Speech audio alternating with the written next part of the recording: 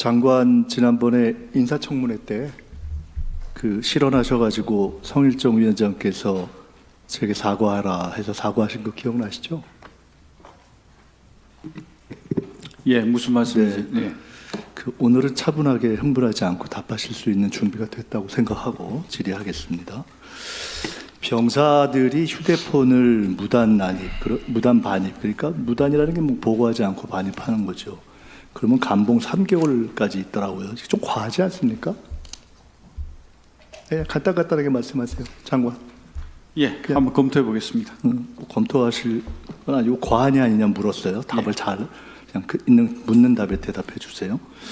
2013년에 연해병사 무단 외출, 그 병사들이 연해병사들이 무단 외출해서 불법호소 방문했어요. 영창 10일. 이 정도는 뭐 적절해 보이기도 해요. 상식 갖고 어떻게 보세요? 검토하지 말고 그냥 본인의 판단.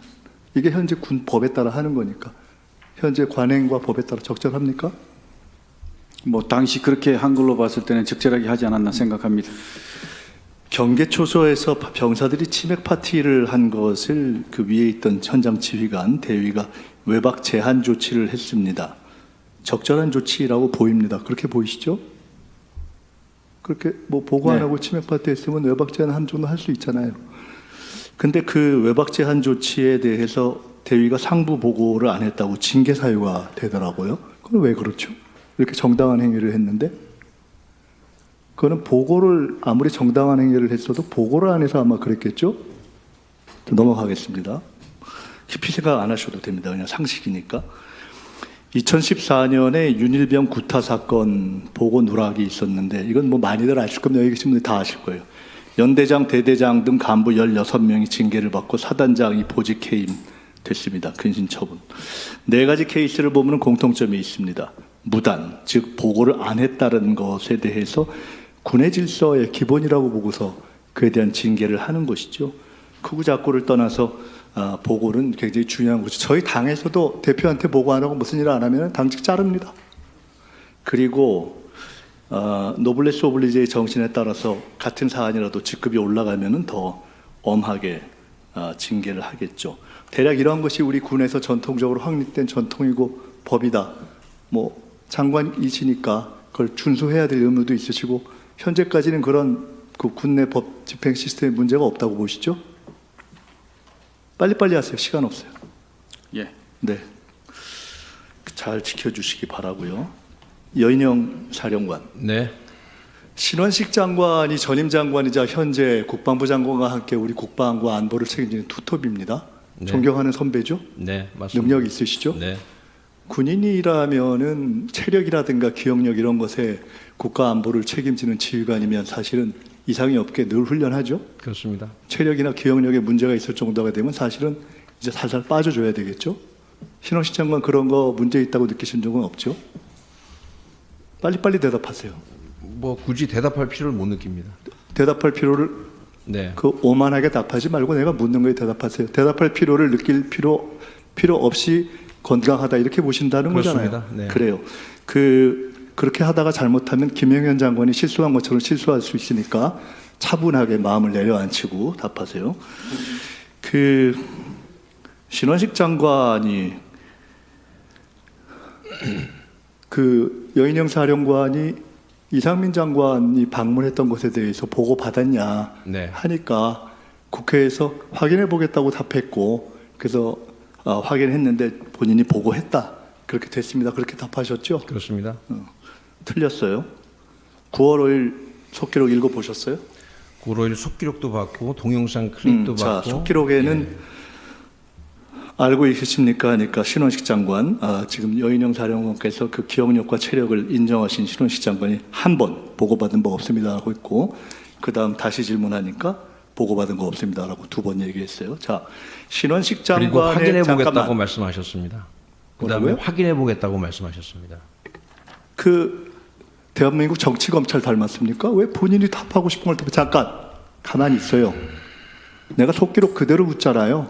전 동영상 클립까지도 잠깐 보고 말씀드리는 겁니다. 보고받은 바 없습니다라는 소식 속기록에 있는 걸 확인했어요, 안 했어요? 다 보고 왔습니다. 보고 왔죠? 네. 보고받은 바 없습니다라는 걸 2번 했죠?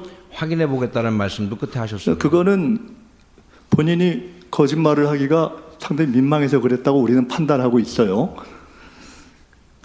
그러면은 통상적으로 정상적인 지휘관이라면은 내가 보고받은 것이 기억나지 않는데 확인해 보겠다 이렇게 통상적으로 하죠. 이렇게 명료하게 저는 보고받은 바 없습니다라고 얘기하기는 쉽진 않아요. 자, 지금 첫째는 이상민 장관 방문 문제고 두 번째는 여기 앉아 계신 김영현 처장 당시에 새 사령관이 모였던 모임에 대해 우리는 불법 비밀 모임으로 보고 있고 그쪽에서는 정상적이고 전 정부에서도 있었고 보고했다 이렇게 얘기하는데 우리는 전 정부에서 없었고 정상적이지 않고 장관이 보고받지도 않았고 그냥 그때 우리가 물으니까 구두 보고했다고 답했다고 보고 있어요. 그런데 자 어쨌든 그러면은 공무였죠. 공무. 어떤 게 공무라고 말씀하시는 그 겁니까? 경호처장 공간에서 모인 거. 당연히 공적인 모임입니다. 당연히 공적인 거. 운행일지 쓰죠. 공적인 그 지휘관의 동선은 다 운행일지에 기록되잖아요. 제 차량을 말씀하십니까? 그럼요. 네, 운행일증 기본적으로 갖고 그 있습니다. 운행일지에는 당연히 그때의 모임이 나와 있겠죠. 운행일지에 대해서 말씀드릴 수 없습니다. 아니 내가 나와 있겠냐 아니냐를 묻잖아요. 내가 거기를 보여달라고 안 했어요. 왜냐하면 장관께서 그거 보여주지 말라고 이미 군에 지시를 했어요. 근데 그거 묻는 게 아니에요. 운행일지에는 장관님 그런 대한민국 지시를 군의 하신 적이 있는지 규정상 모르겠습니다. 그 지시를 받은 적이 사령관이 없습니다. 공무로 움직인 동선이 나와 있느냐 아니냐를 묻는 거예요. 답하기 어려우면 나와 있는 것이 규정일 것이라고 본다 아니다 판단을 얘기해 주세요. 어떻게 봐요? 뭐 규정에는 그렇게 나와 있습니다. 그러면 당연히 있었겠죠. 나머지 이어서 얘기할게요. 네, 말씀하십시오. 여인영 사령관 앞으로 나오시죠. 충안파라고 통칭되는 이상민 행안부 장관이 방첩사를 방문했다. 또 충안파라고 이야기되는 김용현 현 장관이 경호처장 시절에 새 사령관을 불러서 비밀 모임을 했다. 이 두 가지를 놓고 이것의 모임이 목적이나 대상이나 성격에 있어서 적법 타당하냐 하는 이슈가 하나 있고 두 번째로는 이것이 적절하게 군 기에 따라 보고되었는가라는 두 가지 이슈가 있습니다. 그건 아실 거라고 보고 방첩사령관은 이 두 가지에 다 해당하는 지금 연루되어 있는데 이 두 케이스 다 서면 보고는 안 하신 걸로 되어 있잖아요, 그죠? 네, 서면 보고는 안 했습니다. 구두 보고는 하신 걸로 되어 있고, 네, 그렇죠? 네. 신원식 장관은 구속 기록에 의하면 보고받은 바가 없다고 했고, 김용현 장관은 이 문제에 대해서 파악을 하기 위해서 국회에서 우리 방첩사령관의 차량 운행일지를 요청하니까 친절하게 그걸 공개하지 말라고 장관이 지시까지 해주셨어요. 제가 이걸 보면서 방첩사령관이 장관이 뭔가를 도와주려고 하는 그러한 입지에 있을 때 군규 위반의 위법을 하면 참 편리하겠다는 생각이 들었어요. 왜냐하면 국회에 기록에 나와 있는 속기록이 있어도 부인하면 되고 증거를 요구하면은 장관이 거부해주면 되기 때문에 방첩사는 일반적으로 우리 방첩사령관은 방첩사 내에서의 일반적인 업무 처리가 구두 보고가 일반입니까? 아니면 서면 보고도 합니까? 하기는 합니까? 답변 드려도 되겠습니까? 아니 답만 하세요. 네.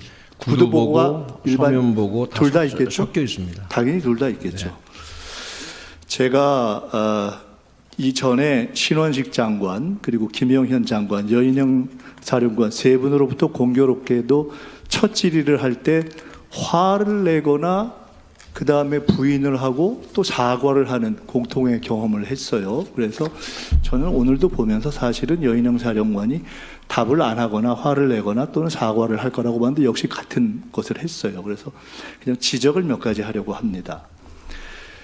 우리가 서면 보고를 하는 이유는 보통 기록을 남기기 위해서 또는 거기에 관련돼 있는 사람들이 나중에 말을 바꾸는 것을 예방하기 위해서 일반 눈이 그렇지 않겠어요?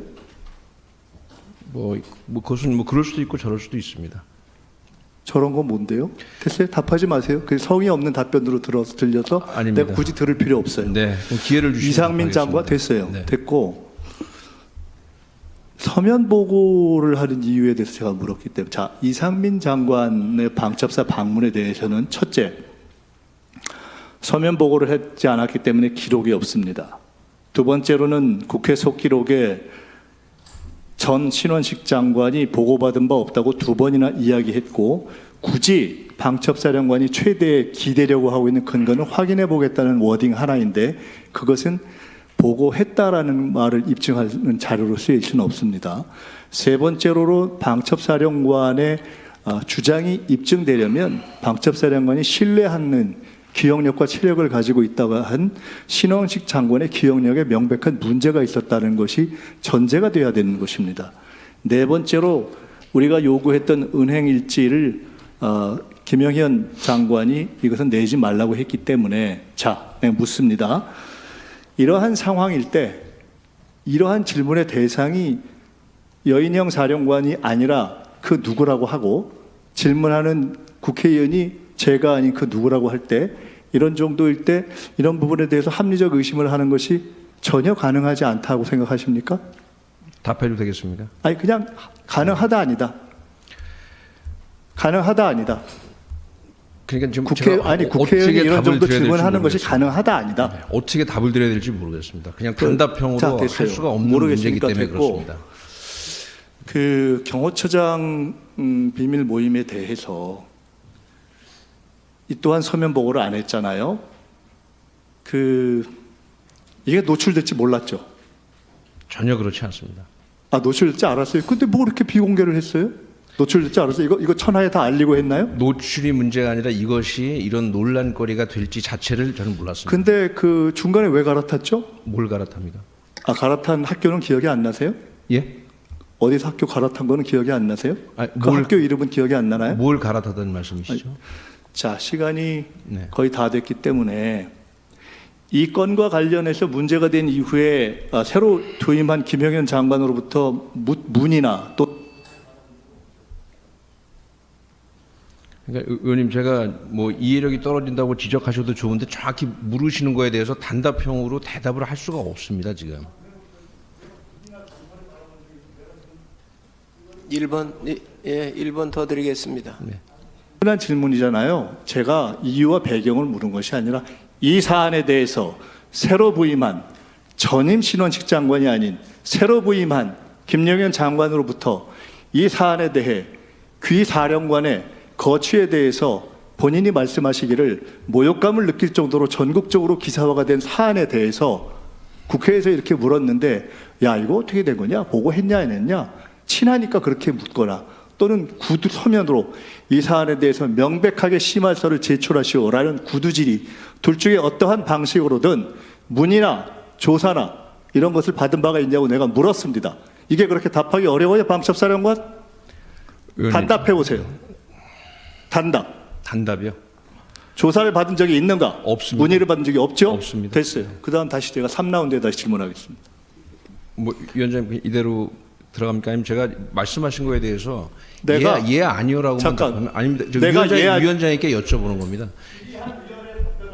아닙니다. 위원장님께 여쭤보는 겁니다. 제가 증인으로 나왔기 때문에 저도 이 국민들이 보시는 이 자리에서 드릴 말씀이 잠깐만 이 있습니다. 부분에 대해서는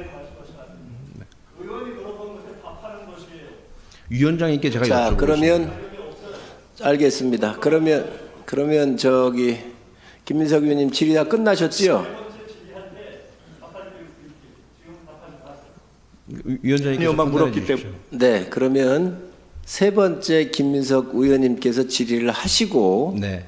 만약에 더 하실 말씀이 있으시면 그때 저한테 요청하시면 그때 제가 말씀을 기회를 드리도록 그렇게 하겠습니다. 네. 들어가시기 바랍니다. 네, 기회를 주시기를 제가 간곡히 부탁드립니다. 알겠습니다. 네, 유영원 의원님 질의해 주시기 바랍니다. 위원장님 죄송합니다. 방금 그 김민석 의원님께서 말씀하신 중에 정말 사실이 아닌 걸 자꾸 말씀하시는 거에 대해서 제가 간단하게 좀 정정을 좀 드리고 싶습니다. 네, 하시죠. 김민석 의원님께서는 차량 운행 일지를 내지 말라고 제가 지시했다, 차량 기록을 내지 말라고 했다 그러는데 어떤 근거로 그런 말씀을 하시는지. 그러면은 차량 운행 일지를 지금이라도 제시하라고. 그건 제가 지시하는 게 아닙니다. 부대에서 알아서 하는 일이지. 그게 왜 제가 지시해서 할 일입니까? 근거가 뭡니까? 제가 지시했다는 근거가. 예, 근거를 주십시오. 어디 있습니까?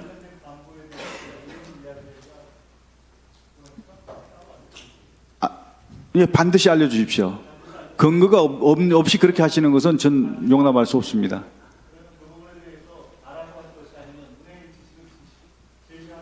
제가 지시할 사항이 아니라니까요. 그 부대에서 부대장이 알아서 할 일이지. 제가 얘기할 사항이 아니라니까요. 제가 왜 가냐합니까? 그건 부대에서 알아서 할 일이지. 자, 정리하겠습니다. 저 장관님, 자 김민석 의원님, 그게 근거입니까? 김민석 의원님, 겨우 예. 말씀하신 근거가 그겁니까? 장관님 지시하신 적이 없으시다고 이렇게 정리를 하겠습니다. 네. 예. 더 이상 군의 분열을 조장하는 그런 발언에 대해서는 좀 삼가해 주셨으면 좋겠습니다. 네, 마무리하시기 바랍니다. 유영현 의원님 질의하시기 바랍니다. 장관, 예. 우리가 싸움이나 또는 전쟁을 할 때 제일 중요한 게 상대를 일단 이해하는 거잖아요. 예. 저랑 첫 질의를 주고받으실 때 저한테 이야기하다가 화를 내고 사과를 한번 하셨었잖아요. 화낸 적 없습니다. 화를 안 내셨어요? 그 속기록에 써 있는 것 같은데 뭐 됐습니다. 기억을 못 하시면은 제가 블랙요원 리스트 누출 문제를 제기를 했고 지금 이번에 우리가 경호처장 당시의 비밀 모임 문제를 저희가 제기를 했고 아까 의원님 죄송한데 말씀이 잘 안 들리거든요. 이거 다시 시작할까요? 블랙요원 리스트 문제를 제기하고 비밀 모임 문제를 제기하고 여인영 우리 사령관이 굳이 공개하고 싶지 않고 했던 동선까지 우리가 다 파악하고 있잖아요. 이렇게 드리는 말씀은 야당 의원들 일반의 질문에 대해서는 경각심을 갖고 하시고 특히나 제가 질문할 때 신중하게 하세요. 아까 운행일지 문제에 대해서 제기를 했잖아요. 예하부대에서 알아서 하는 일이다. 이것은 사실은 법에 대해서 국감 피감기관의 책임자로서 법에 대한 이해가 없는 굉장히 책임 방해적인 발언이고요. 그걸 떠나서 그렇게 예하부대에서 하는 것이 아니라 장관이 이 문제에 대해서 기록을 제출하지 말라고 했다는 근거 기록을 저는 가지고 있습니다. 그렇다면 이것은 그대로 본다면 장관의 위증을 입증할 수 있는 자료가 되고요. 두 번째로 그렇지 않다면 그 위증을 제시할 수 있는 근거 기록과 관련한 것을 제게 입수하는 과정에 계셨던 군 간부가 알아서 한 게 되게 되겠죠. 일단 참고로 법을 좀 제시해 드릴게요. 우리 증언감정법을 보면은 국회 증언감정법 4조에 보면은 국가안위에 중대한 영향을 미칠 수 있는 경우에 제출 안 할 수 있지만 증언 요구를 받은 날로부터 5일 이내에 서명하는 경우에만 그렇습니다. 즉 우리가 요구했던 것에 대해서 5일이 지나서도 소명이 온 것이 없기 때문에 일단 이것 하나를 위반하신 거예요. 두 번째로는 14조를 보면은 선서한 증인이 허위 진술을 할 경우에는 1년 이상 10년 이하의 징역에 취하는데요. 현재 우리 대한민국 검찰이 어지간한 일 갖고 법정 최고형을 구형하는 그런 취지에 비춰본다면은 장관은 위증의 경우에 약 10년 징역까지 받을 수 있는 그런 10년이 아니라 100년이라도 받을 테니까 네. 말씀하세요 계속. 자, 그렇고요. 또 하나 또 참고로 말씀드릴게요. 그런데 그 경우에 마지막 항에 국정조사를 종료하기 전에 자백할 경우에는 감경하거나 면제할 수 있다 하는 제가 조항까지 말씀을 드립니다. 이거 한 1, 2분만 더 주십시오. 앞에 잘 안 들린다고 했기 때문에. 제가 아까 기록을 가지고 있다고 했는데 아까 제가 첫 질의 때 말씀드렸던 군 이탈, 구타, 휴대폰 반입, 징계에 대한 미보고 등등 무단 보고 누락에 대한 군내의 징계에 대해서 타당하다고 생각했던 장관이 여인형 자령관의 보고 누락에 대해서 그렇게 국가적으로 또 의회에서 제기되고 있음에도 불구하고 조사 또는 문의조차 하지 않았다는 여인형 장관의 답변을 볼 때 충암 후배에 대한 보호가 과도하다고 생각돼서 제가 지금 장관이 충암 후배는 보호할지언정 이 문제에 대한 기록을 남기게 한 간부를 제가 제시하면 보호 안 할 거라고 난 보기 때문에 내가 보호할 생각이에요. 그래서 제가 갖고 있는 근거를 위원장, 양당 간사, 장관 저 다섯이서 확인한 후에 이것을 처리할 것을 저는 제안하고요. 이것은 이미 그 존재 자체로 장관의 위증 고발. 네, 1분 더 드리십시오. 계엄 문제를 제가 제기했는데 조사에 의하면, 여론조사에 의하면 가장 보수적이라고 하는 데일리안도 팽팽, 그렇지 않은 조사의 경우에는 가능성이 있다는 공감이 50%가 더 넘습니다. 저는 이 이후에 김영현 장관이나 여인형 사령관의 이 흐리멍텅한 대처가 저는 국민들의 의혹을 합리화시켰다고 보고 있습니다. 장관은 그간 인사청문회 때 제가 질문했을 때 계엄은 가능하지도 않고 본인의 의지도 없다 이렇게 얘기했죠. 지금도 마찬가지죠. 답변하세요. 네, 흐리멍텅한 사람한테는 흐리멍텅한 사람만 보이는 겁니다. 제도상 불가능하다고 보기 때문에 네. 그렇게 생각하는 거죠. 흐리멍텅한 사람은 흐리멍텅한 사람만 보이는 것이죠. 자,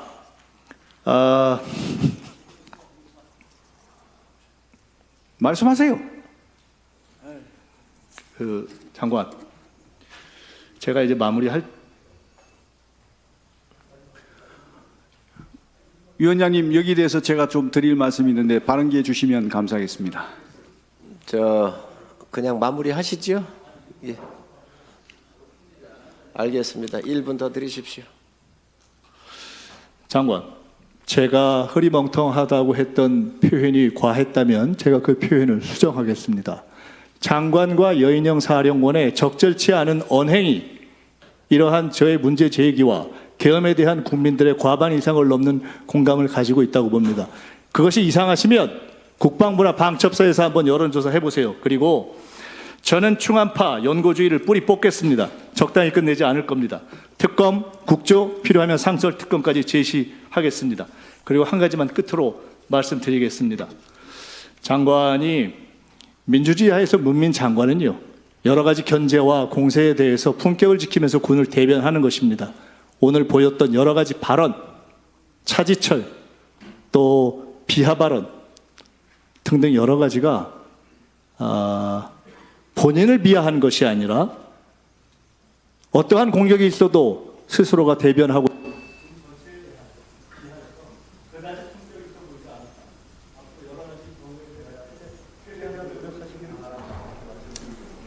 네, 김민석 의원님 수고하셨습니다.